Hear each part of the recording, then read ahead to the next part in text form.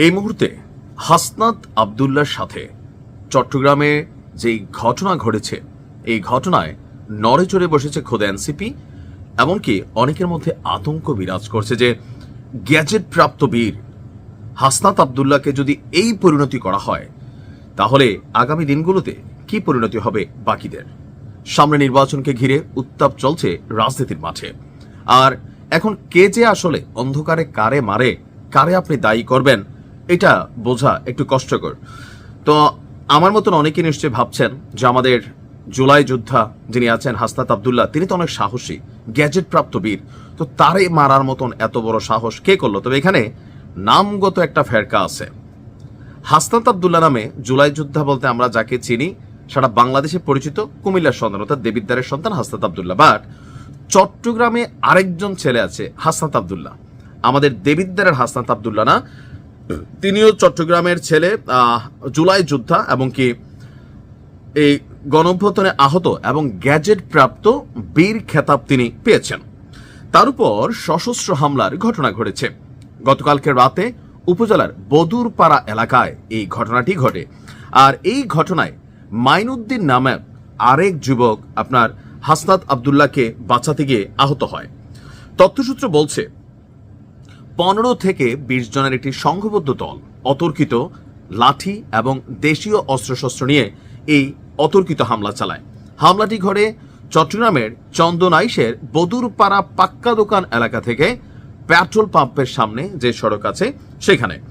এই ঘটনার পেছনে সাম্প্রতিক একটি রাজনৈতিক কর্মসূচির যোগসূত্র থাকার আশঙ্কা প্রকাশ করা হচ্ছে। নাম প্রকাশে অনিচ্ছুক এক জুলাই যোদ্ধা তিনি বলছেন যে চট্টগ্রাম 14 আসনের বিতর্কিত প্রার্থী জসিমউদ্দিনের মনোনয়ন বাতিল এবং গ্রেফতারের দাবিতে নির্বাচন কমিশনে জুলাই যোদ্ধাদের পক্ষ থেকে একটি স্মারকলিপি প্রদান করা হয়েছিল। ওই স্মারকলিপি প্রদানের কারণেই এই হামলার ঘটনা ঘটে। তো চট্টগ্রাম 14 আসনের বিতর্কিত প্রার্থী জসিমউদ্দিনকে, তিনি সম্ভবত বিএনপির আপনার যিনি প্রার্থী, তো স্বাভাবিকভাবে যদি এরকম কোনো অ্যাক্টিভিটিস ঘটে রাজনৈতিক দল হিসাবে, আমি জানি না যে তিনি জসিমউদ্দিন কি বিএনপির প্রার্থী কিনা, সরি এলডিপির প্রার্থী চট্টগ্রাম, এলডিপি না, এই ঘটনার পর এলডিপির প্রার্থী যে, কারণ এখন তো এনসিপি, এলডিপি, জামাত ইসলাম তারা একটা টিম হয়েছে। এই ঘটনার পর চট্টগ্রাম 14 আসনের এলডিপি প্রার্থী তিনি বলছেন যে আমি স্পষ্টভাবে মনে করি জুলাই যোদ্ধাদের জন্য এখন বাড়তি নিরাপত্তা নিশ্চিত করা রাষ্ট্রের দায়িত্ব। যারা গণতন্ত্রের পক্ষে দাঁড়িয়েছে তাদের নিরাপত্তা বিঘ্নিত হলে নির্বাচন এবং রাজনৈতিক পরিবেশ কখনোই স্বাভাবিক থাকবে না। আর এই ঘটনায় আইনি পদক্ষেপ নিতে যাচ্ছে হাসনাত আব্দুল্লাহ সহ বাকি যারা আছেন তারা। এনসিপি নেতা এই ঘটনার পর তিনি বলেছেন যে আমার অত্যন্ত কাছের ছোট ভাই, আচ্ছা ঠিক আছে, এই দৃশ্য কোনোভাবে তিনি নিতে পারছেন না। হাসান আলী গিয়ে এনসিপির প্রার্থী ছিলেন, পরবর্তীতে 11 দলীয় জোট গঠনের পর চট্টগ্রাম 14 আচ্ছা, এখন আমার ধারণা জসিমউদ্দিন যিনি, তিনি সম্ভবত বিএনপির প্রার্থী, আমি শতভাগ শিওর না। তো যদি বিএনপির প্রার্থী হয় তো বিএনপির একজন মনোনীত প্রার্থী, সামনে নির্বাচন, এই টাইমে এসে ওনার বিরুদ্ধে আপনারা যদি এরকম স্মারকলিপি জমা দিতে যান, প্রার্থিতা বাতিলের জন্য অ্যাক্টিভিটিস করতে যান, তো ভাই রাজনীতি তো রাজনীতি। আগে তো আওয়ামী লীগ নিয়ে কথা বলতেন বা আওয়ামী লীগের ইস্যুতে অনেক কথা বলা যেত, এখন তো সবাই মজলুম, আপনিও মজলুম ছিলেন, বিএনপি রাজপথে আরো মজলুম ছিল।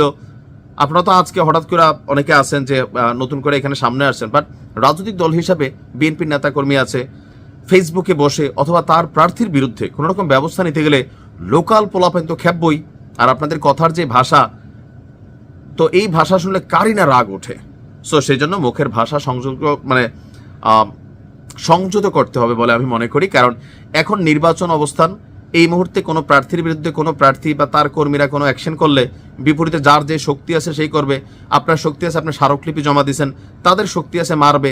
তো এটা কিন্তু ভাই অল অ্যাবাউট পাওয়ার, ক্ষমতা। সাবধান থাকবেন, সংযত হবেন। ভালো থাকুন।